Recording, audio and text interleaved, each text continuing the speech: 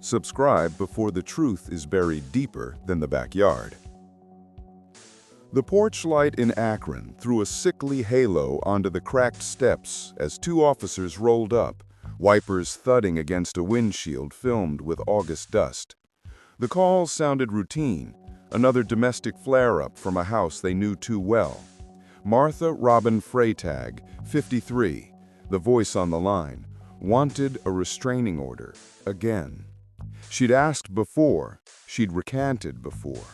She'd been marked in the system: schizophrenia, frequent disputes, chaos on a loop. The kind of call that makes sirens feel like déjà vu. But anxiety was moving under Martha's words like an undertow. Out on the curb, the officers found her speaking sideways, fragmented thoughts, a tangle of accusations and apologies. She was both here and far away, eyes flicking toward the front door as though it were breathing. Inside that door, unseen, was David Callahan, her boyfriend. The man the officers had already met in this long, exhausting orbit of breakups and reconciliations.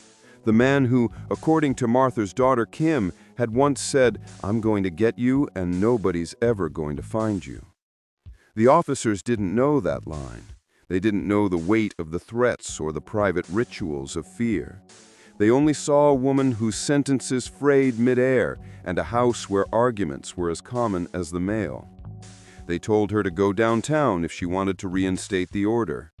They didn't see the way her voice thinned near the end. They didn't step inside. They left her in the yard with the cicadas and the porch light and the door she dreaded. Minutes later, the door closed for good. What happened next never made it to a 911 operator. Fury bloomed fast and mean. A wooden axe handle, a rope, a silence that pressed the air flat. Then the ritual of concealment. Plastic bag, nightfall, the soft orange of a backyard fire, the dead covered in earth. David believed he had done the math. Martha had few close friends, a diagnosis that made strangers second-guess her, and a long history of calls that never led to arrests. It would be enough, he thought, to let time do the rest. The backyard pit smoked and cooled. The house went still. But there was one variable he failed to account for: Kim. In the days after her mother stopped answering the phone, Kim did what daughters do when dread crawls out of the walls. She moved. Calls to hospitals, drives past the house, messages left, then messages left again. She met officers at the address with a report that read more like a plea: threats, instability, a month of silence. In the footage from that afternoon, you can hear the tremor when she says the thing that should never have to be said. "If I come up missing or dead, it is no accident." Those were Martha's words, remembered and repeated like a terrible prophecy. They knocked. They listened. Something shifted inside the house. A thud, a presence, the sense of someone holding their breath on the other side of wood. Kim stiffened.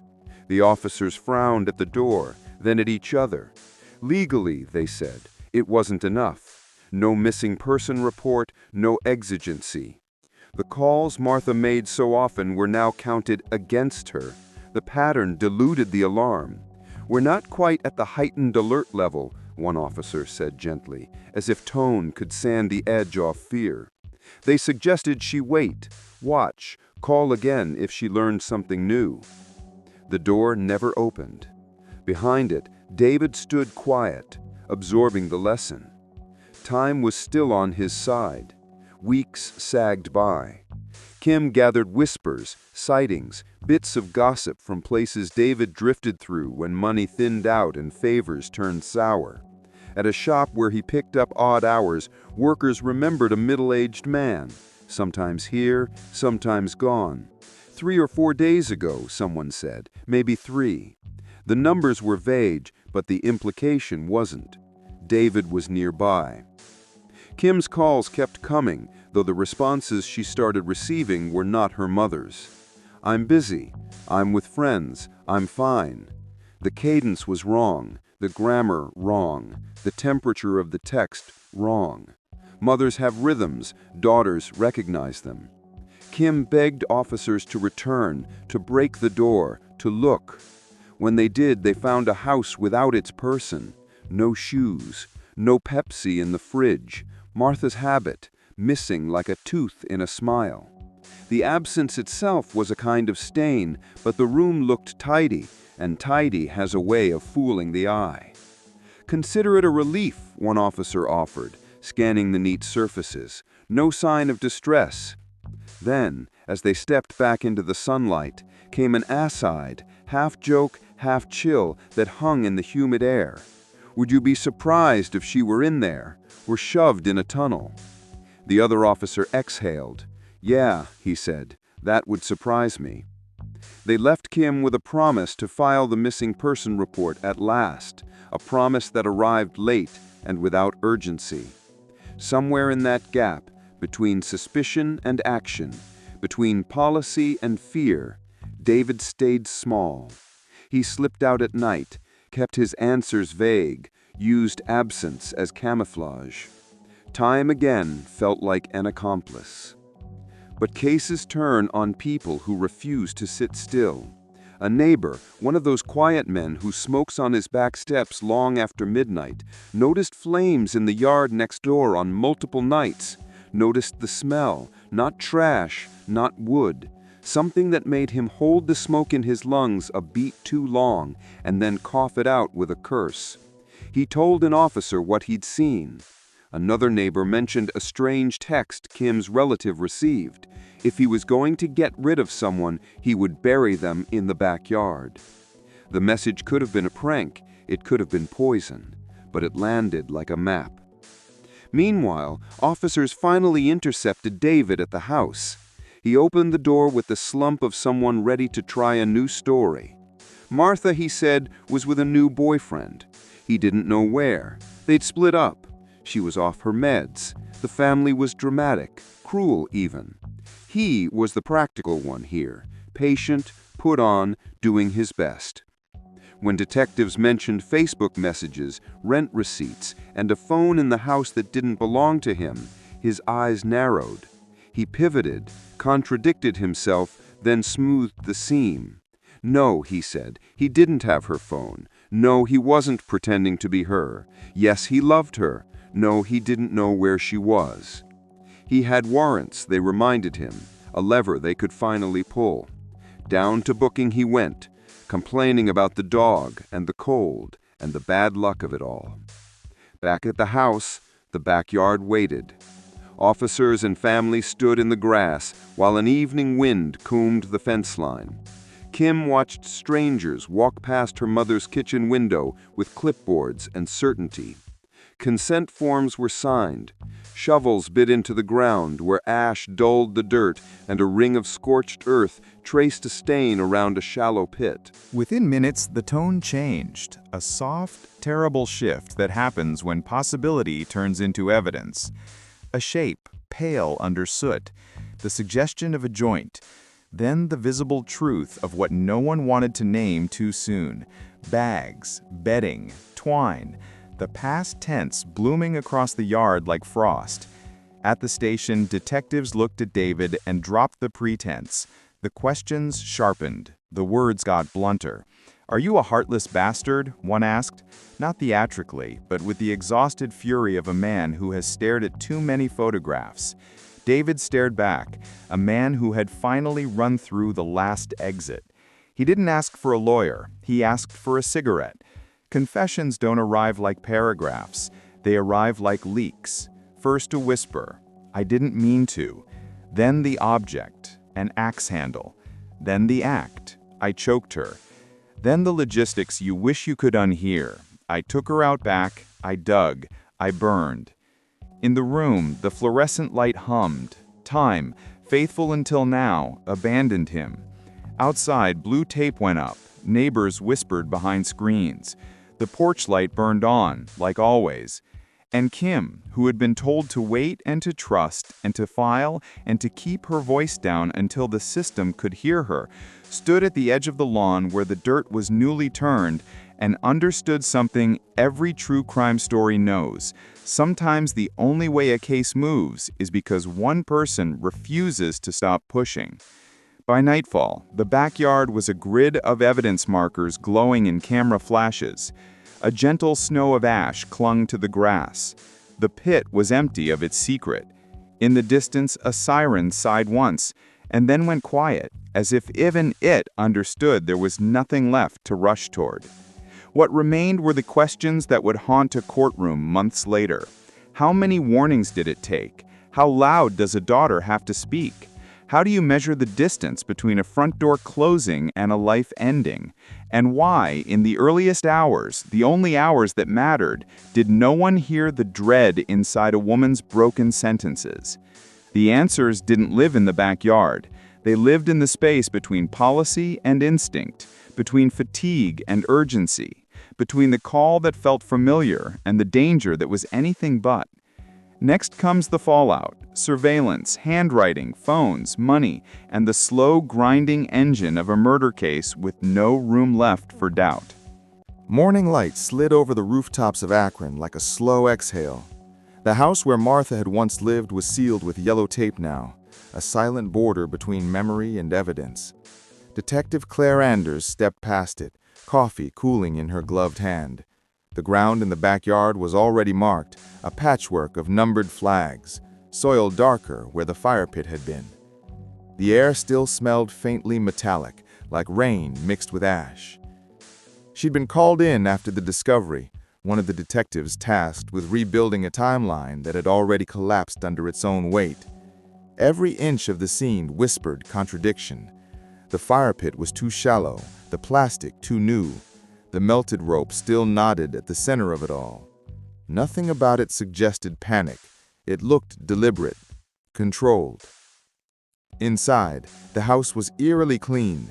Bleach in the air, streaks along the baseboards, a half-eaten sandwich fossilized on a plate. The television was unplugged, the cord wound neatly. There were gaps on the walls where picture frames had once hung, faint rectangles of dust marking what had been taken down. It wasn't just cleanup, it was erasure. "Mornin'," said Detective Barnes, stepping in behind her.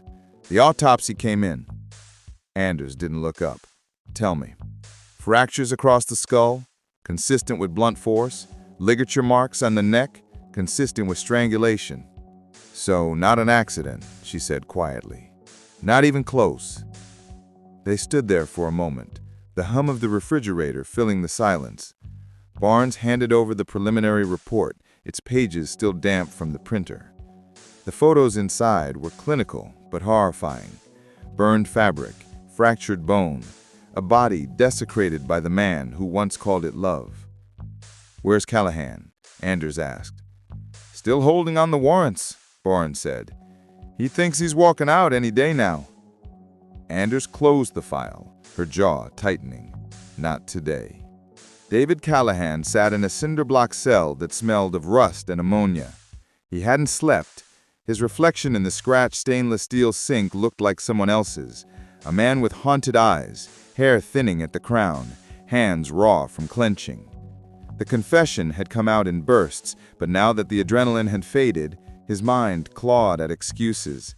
It had been an accident, he told himself, a fight gone too far, a moment, a mistake. But beneath the mantra was another voice, Kim's voice, relentless and sharp, accusing him from the hallway of his memory. He killed her. He killed her. When Anders entered the interrogation room that afternoon, David didn't bother pretending surprise. "You again," he muttered. "Me again," she said, setting the file on the table. "You've had time to think. You want to tell me anything different?" "I told the truth." "You told a truth," she corrected, "not the truth." Anders slid a photograph across the table. Martha's burned wedding ring, recovered from the pit. The gold warped, but recognizable. "You left this behind." David's eyes flicked to the photo, then away. Didn't mean to. You didn't mean to kill her either, Anders said softly. That's what you said. He nodded slowly. She wouldn't stop. There it was, the hinge of his logic, the place where guilt became justification. Anders had seen it before. The spiral always looked the same. A man feeling small, angry, cornered. A woman refusing to be quiet. Violence dressed up as a loss of control. So you hit her, Anders said. I snapped, he whispered. With what? A stick, axe handle. She kept it by the bed, said it made her feel safe. From what? Me, I guess. He gave a small, joyless laugh. Across town, Kim was sitting in her car in the police station parking lot, staring at the dashboard clock. 9:47 a.m. The number blurred through her tears. For 30 days, she had begged, argued, and pleaded. And now that the truth was out, it felt like being struck by silence itself. A young officer knocked gently on her window. Miss Freitag, the detective's ready for you. Inside, the air smelled like coffee and toner. Anders met her at the doorway, expression neutral but kind. We found her, she said softly. Kim's lips parted, but no sound came. She had already known. The moment the text messages started sounding like someone else, she had known. The moment she stood in the yard and smelt burnt air, she had known. But knowing and hearing it were different things. Anders slid a tissue box across the desk. We helped us get him, she said. Don't forget that. Kim nodded, tears streaking down her cheeks. She told me he'd kill her. She said if she ever went missing, it wasn't an accident. Anders exhaled slowly. She was right. Later that week, forensic techs combed the property again. Under a layer of soil near the back porch, they found something else. Ashes mixed with bits of bone and wire from what appeared to be a phone charger. In the crawl space beneath the floorboards, another discovery. Martha's missing sandals, pressed flat under insulation. David had tried to erase her from the house, but the house itself had refused to cooperate. When Anders brought this up in a follow-up interrogation, David's mask cracked further. Why the charger? She asked. He rubbed his temples. It was on the floor. I just burned everything that touched her. So you wouldn't have to look at it?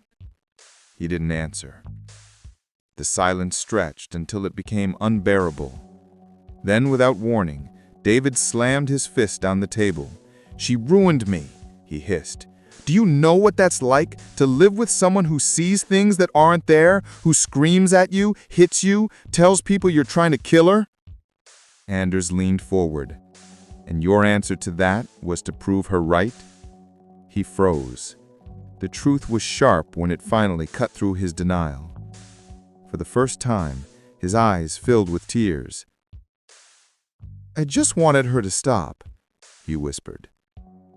Kim wasn't there for the trial prep, but she followed every update through the detective's calls. Every detail scraped her raw. The neighbors who'd heard screams and done nothing. The officer who'd laughed and said, not at the heightened alert level yet. She saved their names, not out of vengeance, but out of memory. On the night of the vigil, the yard was filled with candles, and small, trembling flames reflected in dozens of eyes. Snow began to fall lightly, muting the sobs. Someone played a recording of Martha's favorite song on a phone speaker. It crackled in the wind, thin and distant. Kim stood by the fence where the dirt had been turned, hands in her pockets, her breath coming out in white clouds. She just wanted peace, she said quietly. And now she has it, but not the kind she deserved. Weeks later, Anders sat alone in her office replaying the body cam footage from the first visit. The night the officers came, talked, and left. Martha's voice filled the room again, fragmented but pleading. I got a restraining order against him. I don't know what to do. Anders paused the video on the moment when Martha looked past the camera, toward the dark doorway behind her. In that half-second, her expression shifted, fear breaking through confusion. It was all there, Anders realized. The warning, the chance to change everything. She shut the laptop and rubbed her eyes. The screen's afterglow lingered like guilt. At the jail, David Callahan was beginning to understand permanence. Days bled into each other.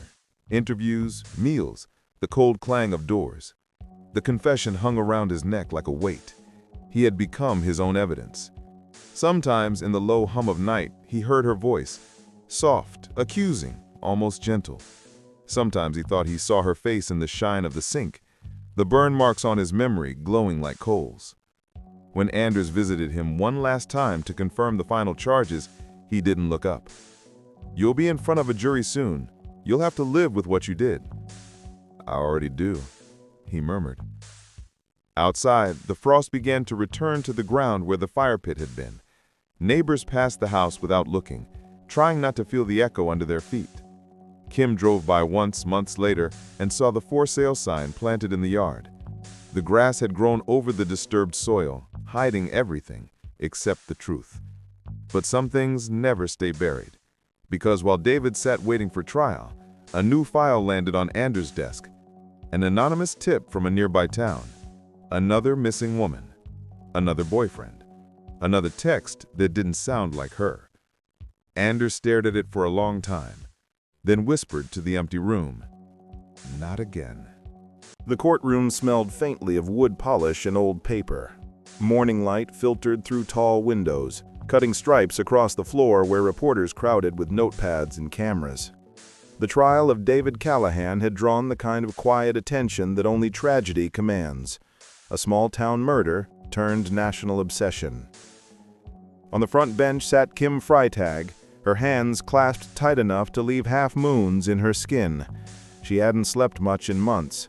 Every night she replayed her mother's voice, the one line that refused to fade. "If I come up missing or dead, it is no accident." Now, as the judge entered and the bailiff called the room to order, Kim lifted her chin. It was time. Detective Claire Anders took the stand first. Her voice was even, clinical, the tone of someone who's told too many stories that end the same way. She spoke about the timeline, the welfare checks, the unfiled reports, the text messages that didn't sound like Martha. When the prosecutor asked her what she saw in the backyard, she hesitated for a fraction of a second, the human pause before professionalism resumed. "The remains were located in a shallow pit," she said, "wrapped in plastic, consistent with post-mortem concealment and intentional burning." David stared down at the defense table, his face pale but blank.